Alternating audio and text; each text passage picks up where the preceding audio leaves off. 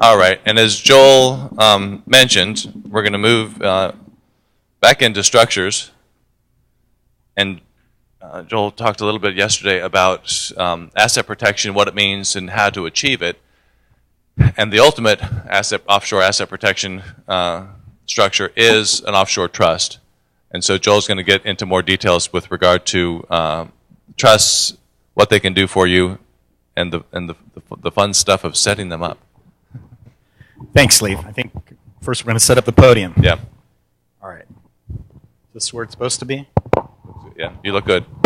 Thank you. Not as good as you, though. Do you have the clicker? I think. Let me get that for you. There it is. So again, welcome everyone. When we looked out in the audience this morning at 8 o'clock, we knew who all the A students were. So thanks for getting up early. And tomorrow, for those of you who'd like to come to the extra question and answer session, that's at 7 o'clock. So those are the A+ students, and we'll be right here from 7 to 8. I understand it's not going to be recorded or anything, so you can come and bring and ask whatever questions you'd like. I do want to talk about trust today, and this is what I'd really like to try to cover in the next 45 minutes. What are trusts? Where did trusts come from? What are the main reasons to create an international versus a domestic trust? And how are they superior in protecting your wealth? And how are trusts used to benefit future generations? Right. So let's just dive right into it. This triangle, to me, represents the trinity, if you will, of a trust. A trust is an animal really like no other. It's not a contract per se. In a contract, you usually have two parties, right? And you have to have what's called consideration, which is what you're bargaining for. So something's going one way and something's going the other way in a typical contract. But that's not the case with a trust. With a trust, you have at the top of the triangle, you see the grantor. So that's the person putting the asset into the trust. And then below the grantor, you have two parties. You have the trustee and you have the beneficiary. Now, the trustee takes the legal ownership of the asset, and the beneficiary takes the beneficial use of the asset. So imagine this piece of paper represents your assets. And now you've torn the assets into two parts. It still is the same amount of assets, but somebody controls the assets legally, and someone has the right to use the assets. That's the beneficiary.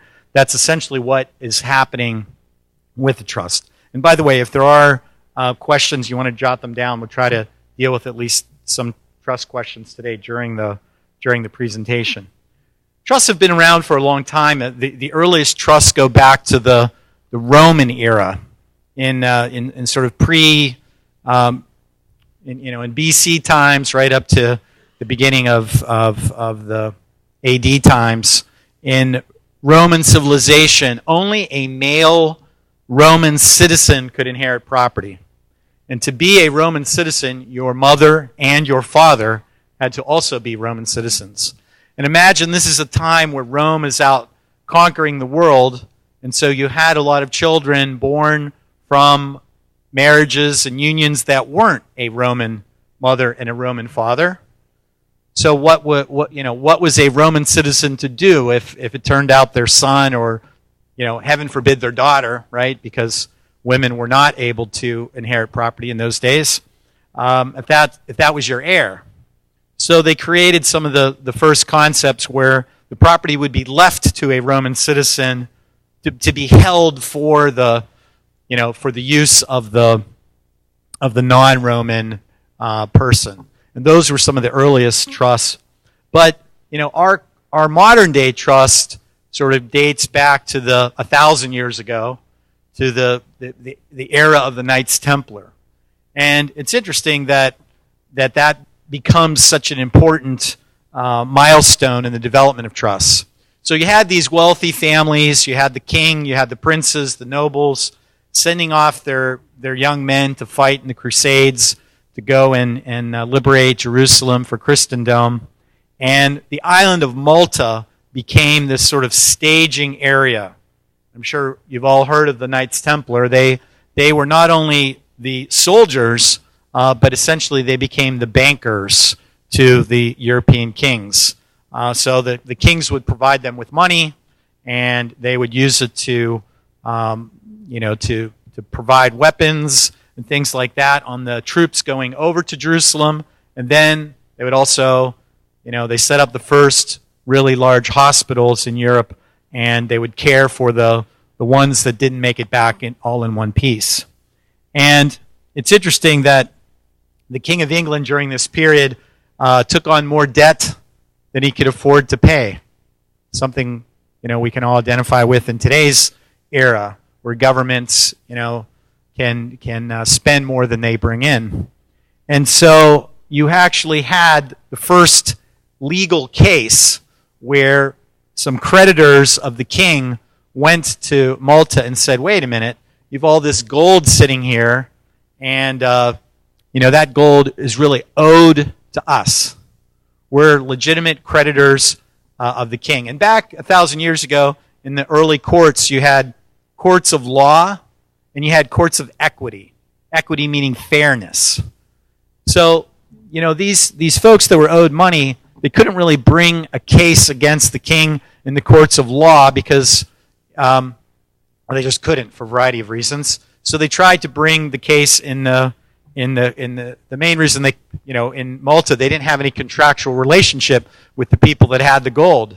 So they brought an action in equity saying, hey, it's not fair that you're holding gold that belongs to the king and we're legitimate creditors of the king. That's really our gold. We want it.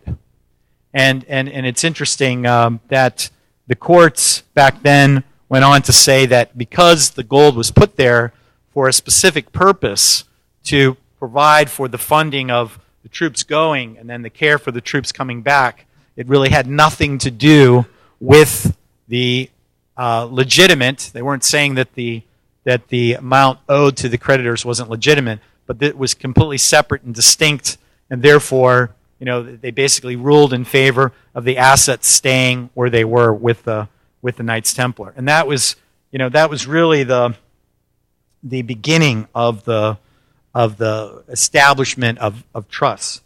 Interestingly, if you want to talk for just a minute about the civil law and foundations, if you want to fast forward to the Napoleonic times, Napoleon did not agree with that earliest decision of the equity courts. Okay, so in that intervening 700 years, British law, common law, embraces this concept that you can have a trust that's a legal, juridical person separate and distinct from any of the parties. Right? If we go back to this triangle, you've got the grantor, you've got the trustee, and you have the beneficiary. But the shaded area is the trust. And the trust is separate and distinct from all three parties. So how did that happen? It came out of thin air, didn't it? Right? I mean, it was done with legal documents, but it wasn't a contract.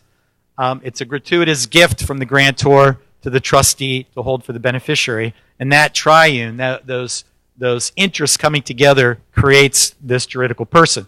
Well, Napoleon thought that was a really bad finding. So when the Napoleonic Code was developed, and a lot of people don't realize, or they think that the Napoleonic Code was named Napoleonic Code because he was the emperor at the time. No, Napoleon wrote the Napoleonic Code. And 95% of the Napoleonic Code in France is still law the way Napoleon wrote it with his own hand. So he wasn't just a general and an emperor. He was had a brilliant legal mind. But he didn't like this concept of trust, so he basically forbade the use of trusts in the French civil law.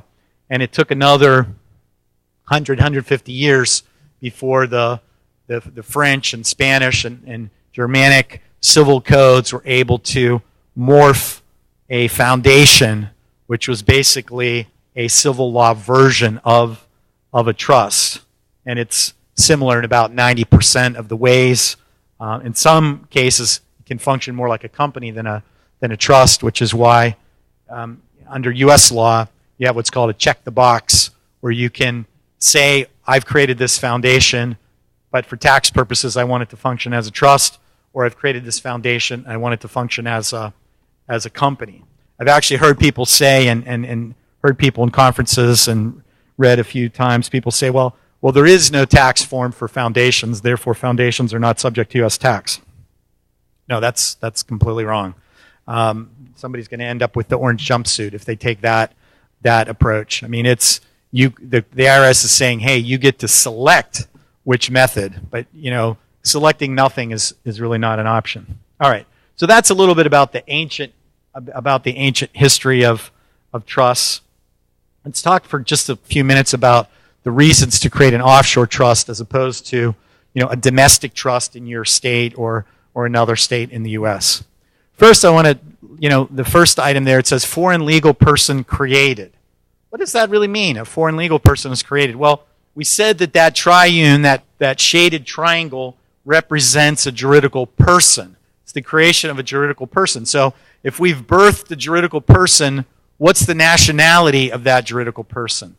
It's not the nationality necessarily of the grantor, and it's not the nationality of the trustee, and it's not the nationality of the beneficiary. It's the nationality of where the trust is set up, where it's established, where it's domiciled.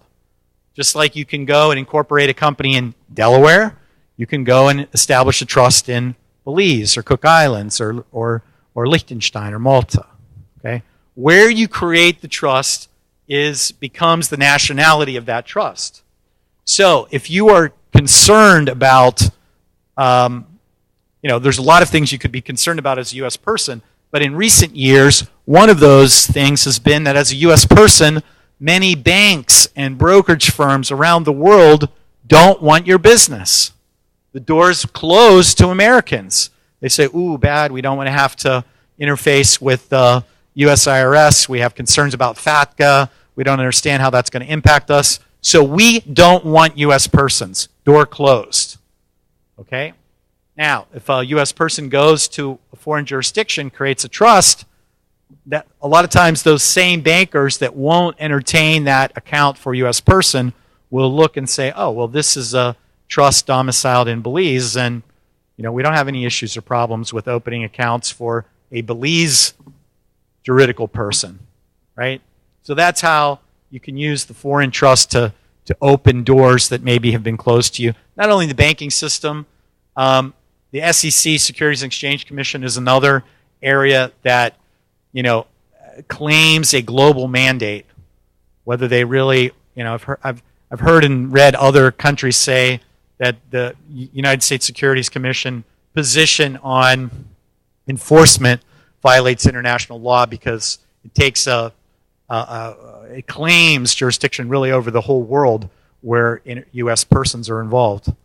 So, for example, a client of mine recently asked me to look at a hedge fund and review a private placement document for him, and the hedge fund was based in Malaysia.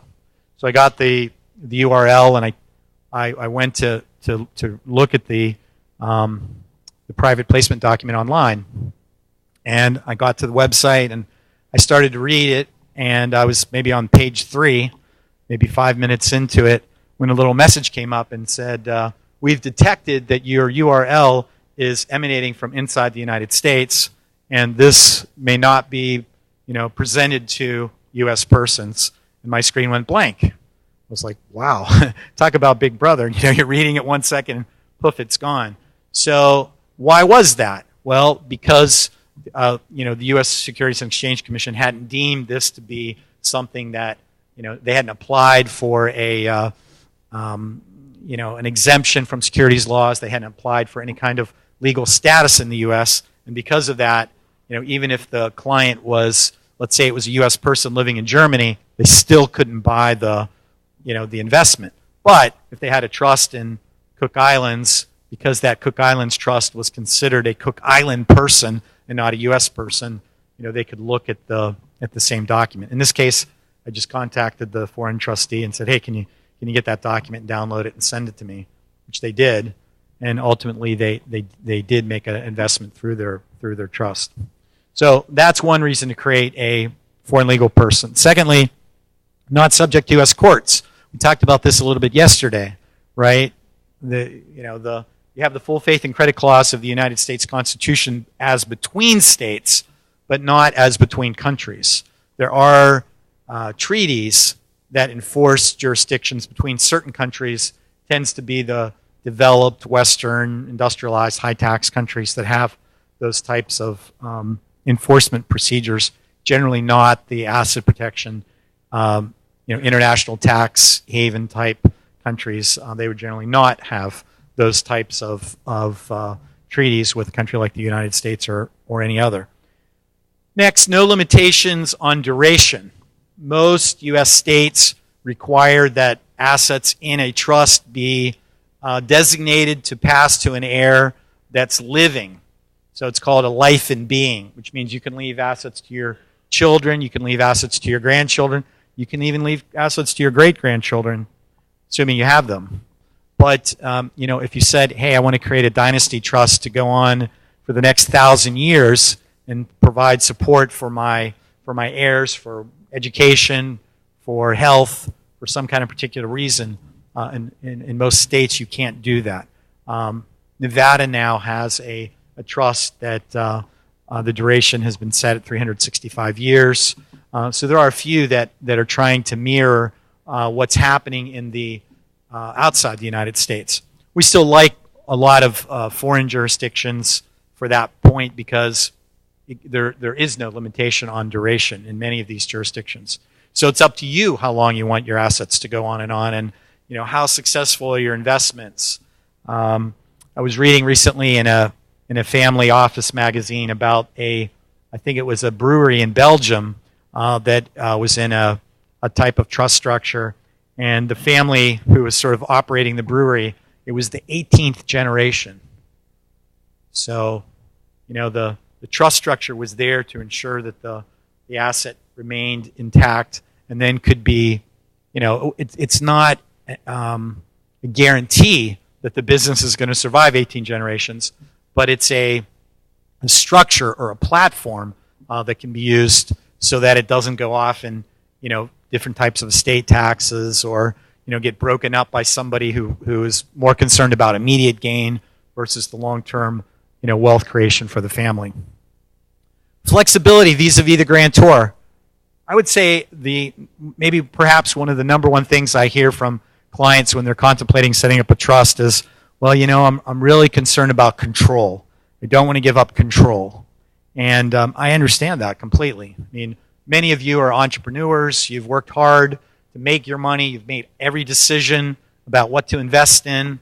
My retort to that is, well, okay, so if you've got a beautiful condo here in Panama and you own it, you can get on the plane and you can come here anytime you want. You can stay as long as you want, and you write out the check for the property taxes. That's if you own it. If it's in your trust, you can get on the plane anytime you want. You can come down here. You can stay as long as you want, but your trustee writes the check for the property taxes.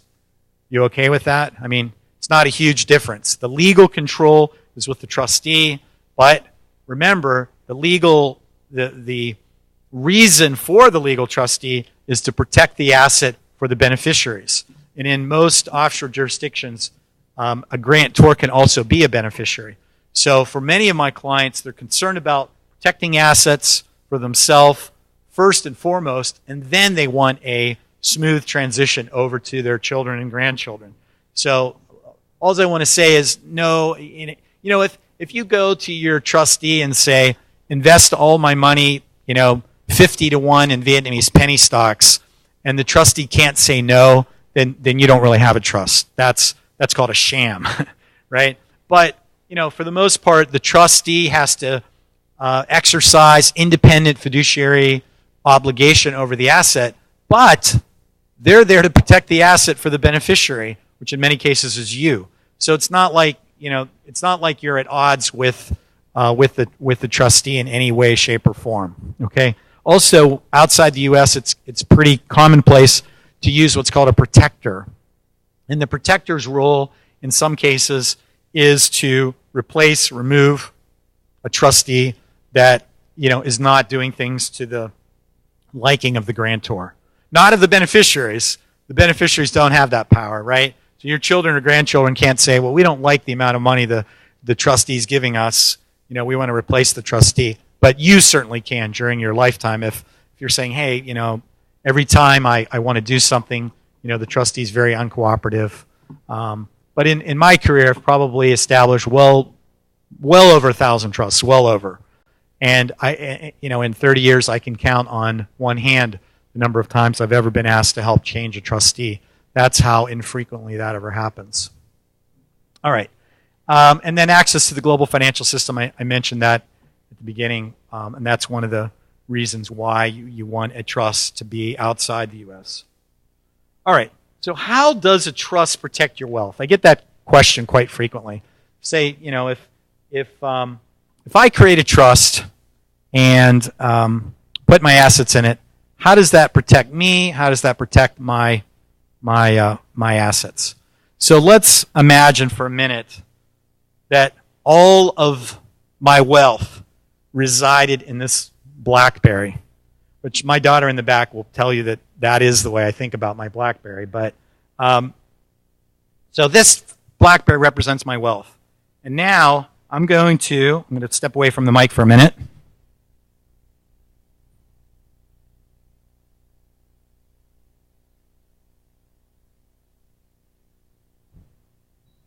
Okay, now I've just given all my wealth is represented by my BlackBerry to Barbara. Okay? Now, let's say that somebody comes and they want to sue me and get my BlackBerry. So they name me in a lawsuit and they demand they demand value that is represented in the BlackBerry. Okay. Are they going to be able to take that BlackBerry from me? I don't have it. That's right. It's not mine anymore. I don't legally own it. Are they going to be able to take the BlackBerry from Barbara? No. Why? Because she didn't have anything to do with that person. She didn't wrong them. They don't have any legitimate claim against them. Right? We're back to the Knights Templar. Right? With the gold and the BlackBerry's sitting there for a purpose inside a trust. So that's really, in a nutshell, how a trust protects you. You've transferred legal title from your name into the legal name of the trustee whose obligation is to administer that asset on behalf of the beneficiary. Okay? Don't lose my phone, Barbara. All right. So what we're really trying to do with the trust is we're trying to create a fortress, an impenetrable fortress. And I've been at conferences. In fact, I was at a conference, I think it was about 3 years ago, and a plaintiff's attorney was giving a presentation right before me. It was really kind of awkward. And he said, and none of these structures mean it, a pile of beans, because in my 30-year career, I've never once not been able to pierce any structure, including trust structures. So I got up after him kind of sheepishly, and I said, well, I've been an asset protection lawyer for 27 years, and never once in 27 years has any of my client lost one penny from an attorney like this guy who was going after their assets. And I said, it could be that he's pierced every structure that he's ever gone after, but I would like him to stand up and say whether any of those structures were foreign trust structures. And he kind of had to sheepishly admit that that had never happened.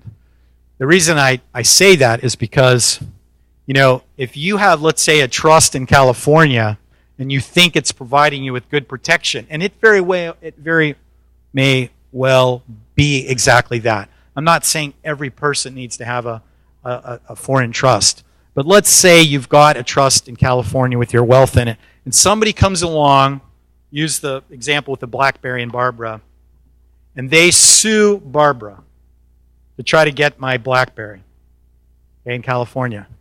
What is Barbara going to do? She's not. I hope she's not going to give them the BlackBerry, but the first thing she's going to have to do is she's going to have to defend the lawsuit, right?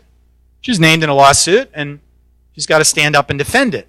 So right there, day one, the money thing starts going, right? Somebody's got to pay for Barbara to go get the lawyer to represent her, and that's probably going to come from the wealth in my BlackBerry. Sorry for the example, but I think you understand where I'm trying to go with that. Now, contrast that with the same trust in Belize. So now I have a Belize trustee, and somebody comes and says, hey, we're going to sue Barbara, we're going to sue you because you've got Joel Nagel's BlackBerry and we want it. As a matter of law, you can simply have the lawsuit dismissed and thrown out because the plaintiff doesn't have standing in Belize courts to bring that lawsuit against the trustee. So there is no nuisance value. I don't have to pay $50,000 to defend myself. The matter is going to be thrown out. That's really how and why the fortress outside the U.S., without the full faith and credit clause of the Constitution, and without this pro-plaintiff environment that we live in the U.S., is used to really intimidate. The story I told you yesterday about the doctor with the Medicaid, Medicare claim. It wasn't that it was impossible for those lawyers to continue after my client. It was not impossible. It was just a lot harder. And most people don't like a lot harder. It's too easy to go after the low-hanging fruit. And with international asset protection, my job is to make sure that you are not the low-hanging fruit.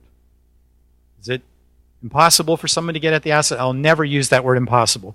But again, 27 years, I've had clients that have made bad investment choices, which I have nothing to do with, and lose money that way. But I've never had a client lose money because someone was able to forcibly extract money from a foreign legal trust. All right, diversification we talked about a little bit yesterday. And I just would say that, again, the U.S. economy represents, I think, around 23-24% of global GDP. And a lot of foreign trustees, if you work with let's say a big bank like UBS in Switzerland, they would probably come up with some sort of global investment strategy for you. Some people want that, some people don't. Some people might want to use a trustee in Belize where they can buy, agro properties in Panama, which, the trustee at UBS would never let you do. But so back to the UBS trustee, they're going to want to see you with true global diversification. So they're probably going to tell you, oh, look at all these U.S. stocks and bonds and mutual funds. We need to sell a bunch of those, and we need to replace them with European, Asia, Latin American stocks and bonds and mutual funds. So it's going to sort of force you into more global thinking about your investments. Because again, normally the mindset is much, much longer. I mentioned the one family, 18th generation. These trustees, Switzerland's a great example. They're set up to really want to be your trustee for 100, 200, 300 years. And that's the way they view things like your investment strategy.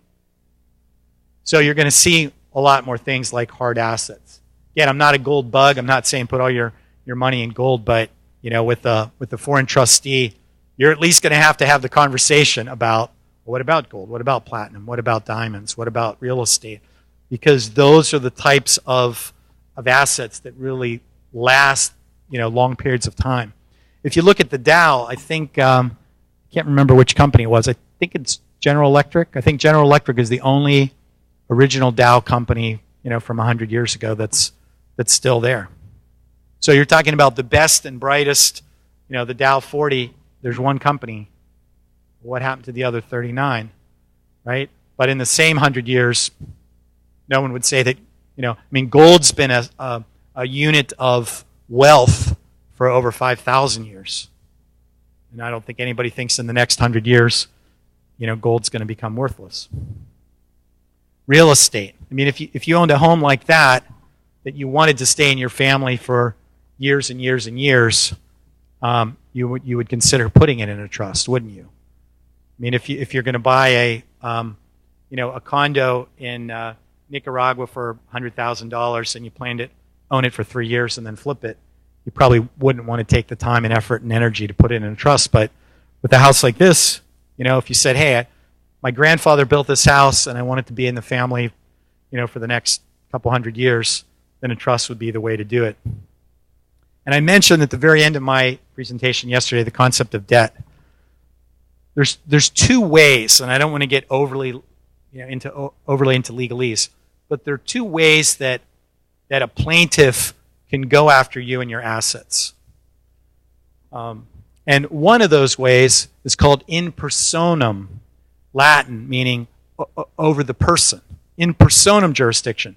So for example, I live in Pennsylvania, and I'm a citizen of the United States, which means that a Pennsylvania court and every federal court in the country has jurisdiction over me. Okay? The other way that you can get jurisdiction is called in re, R-E-S, Latin, meaning the thing. So the jurisdiction over the thing. So if I own a beautiful house like this house here, let's say in New Jersey, I could certainly retitle that property to a trust in Belize. We'll stay with that as the example. I could retitle that property just the same way I gave my BlackBerry to Barbara. I could give the title to a foreign trustee, and the in personam jurisdiction would be gone. But what about the in re jurisdiction, the jurisdiction over the thing? I can't pick that mansion up and move it, can I? So I'm never ever going to defeat the in re jurisdiction over U.S. real estate, which means I could always have a scenario where a plaintiff convinces a judge in New Jersey that they have a claim against this property, and if I don't show up and defend as a foreign trustee, they could simply order the house to be sold at a sheriff's sale and the money given to the plaintiff, right? So that would undermine the value of the foreign trust. But again, using the example I used yesterday, what if I went to Bank of America, let's just say this house costs $5 million, and I got a loan for $4,950,000, and I put that cash in my foreign trust overseas. Now that cash, there's no in personam jurisdiction or in re jurisdiction over the cash. There's no in personam jurisdiction over the thing. There's in re jurisdiction over the thing, but what is it really worth? And is anybody going to get in? There's really only one entity that can get in front of Bank of America, and that's the local tax people, right? If you don't pay your local property taxes, they can trump everyone. But nobody else, no plaintiff is going to be able to get in front of Bank of America. So when you have that big mortgage sitting there on that property, which could go on for years and years and years and decades and centuries, however long you want it to go on, because your cash is sitting offshore, maybe in a conservative CD making 4% interest, and your mortgage is in the U.S. and you're maybe paying 2 or 3 or 4%. So it's kind of a wash. You get the income from the CD to pay the mortgage. But what you've done is you've taken an asset that you can't pick up and move. And I suspect there are a lot of people in this audience that have hard assets like that makes up a substantial portion of their wealth. And if you're in that category, then debt is really a technique where you can get the money out, and then in some cases, because people still have relatively good incomes, they can now take that money that's offshore and not put it in a conservative CD, but they can use it to invest in whatever they want, right? They want to start getting that diversified investment that we talked about before. All right, insurance, I spoke about a little bit yesterday, and I just want to mention it here again because to me, thank you, to me the insurance is, when coupled with an asset protection trust, is really one of the last best loopholes, if you want to use that word. And, a lot of famous judges in U.S. tax history, one famous judge over 100 years ago had a great name. His name was Learned Hand. Judge Learned Hand said that when the tax system came out, he said, these are not voluntary contributions. The taxes are forced extractions. And everybody has the right to structure their affairs in such a way as to minimize their tax obligations. So I agree with Lee's point. It's not about, well, how much tax you can pay. And I think without getting really political, but if you look back to the last election, just not that far in the past, Hillary Clinton tried to make an issue of Donald Trump saying he'd paid little or no taxes. But that really didn't resonate that well with the voters, did it? I mean, he's saying, hey, I did everything that I could legally to not pay taxes, and there's nothing wrong or un-American about that, right? So if you think that you should pay more tax, go ahead. I mean, there's actually a line on the tax form when you get to the very end of your taxes and you've calculated it 3 different ways how much you owe, then there's a little line that asks if you'd like to make a voluntary contribution to reduce the national debt. And you're all free to do that. Right? But as Learned Hand said, you're also free to not do that. And insurance is a technique. Again, I'm not an insurance salesman. I'm just telling you what the tax laws say and the laws of the U.S. Insurance is one of those things that it's its own separate, unique animal. And the real difference between insurance and everything else is insurance proceeds. When someone dies and you receive insurance proceeds, the tax code says that those proceeds are not income. That, in a nutshell, is why insurance is powerful. So when you buy insurance, the payment that you make is an after-tax dollar. Okay? So I earn money, I paid my taxes on it, I take my after-tax dollars, unlike an IRA, which is a pre-tax dollar, right? So an IRA, you put the money in pre-tax, it grows tax-deferred, it comes out at the end and is taxable.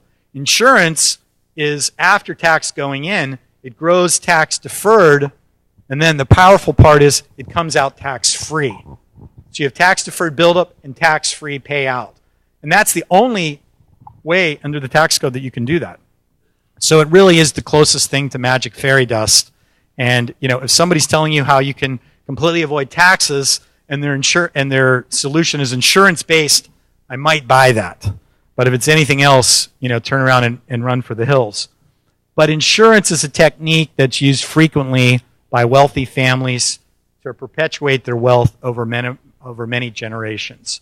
You might have a lot of money that you know that you have enough for yourself, your children, your grandchildren. So why would you use insurance? You would use insurance to maybe insure. I just had a client, he took out a large insurance policy on his 26-year-old granddaughter. She had just gotten out of law school, and we got a massive life insurance policy on her, owned by the family trust. Why would he do that? Well, first of all, she's 26, so the cost of the insurance was low. The assets that went into the policy are growing tax deferred, so you want the youngest person you can. Her life expectancy might be 60 years.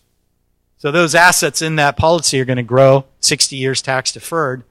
And assuming that his kids and grandkids use up all the family money, when granddaughter dies 60 years from now, a whole bunch of money is going to go back into the trust to perpetuate the wealth for the great-grandchildren, great-great-grandchildren. So it just really depends on how far out you want to try and plan. And my last slide here is just showing the concept of a trust is really designed to help your family over multiple generations. Sometimes these types of trusts are called dynasty trusts because they do go on for multiple generations. And if you're at the point with your own wealth where you can think beyond, first of all, not every trust has to do that. I have clients that make a trust really just for themselves, and at their death, the money goes to the kids. They still get all the asset protection features. They still get all the features that we talked about. But the dynasty trust is designed to really create something that's going to go well beyond your life. And it's going to allow you to imprint your values and your value system on future generations. The example I gave yesterday where the grantor said, my heirs can take money from this family trust, but they can't take more than they earn themselves. Why? Because he didn't want his heirs to become trust fund babies, right? So he was taking his concepts of ethics and morality and the way he viewed life, and he was imprinting it on future generations.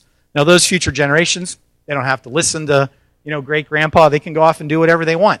But if they want the money, they have to do it his way. And that's a pretty powerful tool. Because we always talk about, death and taxes, and, everybody has to deal with death and taxes. But a dynasty trust is a way, even after your death, that you can imprint your value system on future generations. So on that note, I think I'm going to stop. We have a few minutes maybe for questions.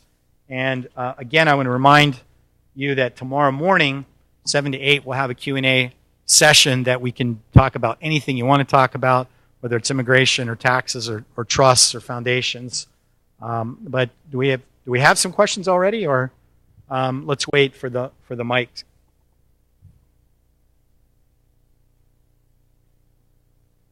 Yes, sir. Thank you. Good morning. Does an irrevocable trust have any more power than just a revocable trust? So the question, if anybody didn't hear, is sort of comparing, contrasting a revocable trust and an irrevocable trust. They're completely different animals. They both have the word trust in their name. A revocable trust is designed to really help you with probate so that at your death, nothing's really in your name. But it's not an asset protection vehicle because, again, it's by its very definition, it's revocable.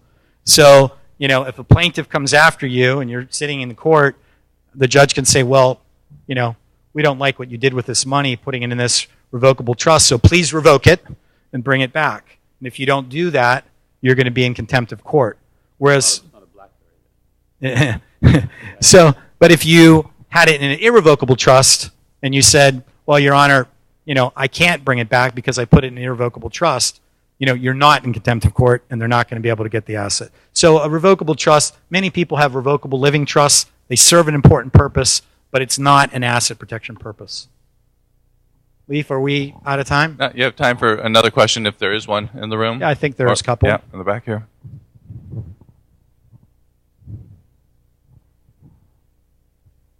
What happens if you have a irrevocable trust and the person or people who are the heirs to that or recipients predecease you? Yeah, that's a great question, and I've personally never had it in my practice in 30 years, but it's the stuff that ends up in the law school books when you're going through law school.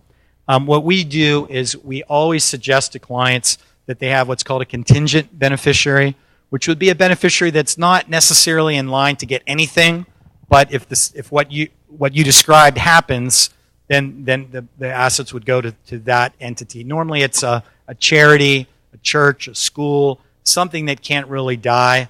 But ultimately, going back to the law school primer books, when there are no heirs, generally the state claims the asset. So that's why people say, well, I don't really want to leave money to any charities. I'm like, okay, so in that scenario, you want the money to go to the government? Oh, heck no. Okay, then let's then come up with a charity. Amazingly, they come up with charities at that point. So, all right. Well, I think we're out of time. I want to thank you all for your attention. And if anybody would like to try to get with me one-on-one, I still have a few time slots this afternoon and tomorrow. And for the A+ students, I'll see you at 7 o'clock tomorrow. Thank you.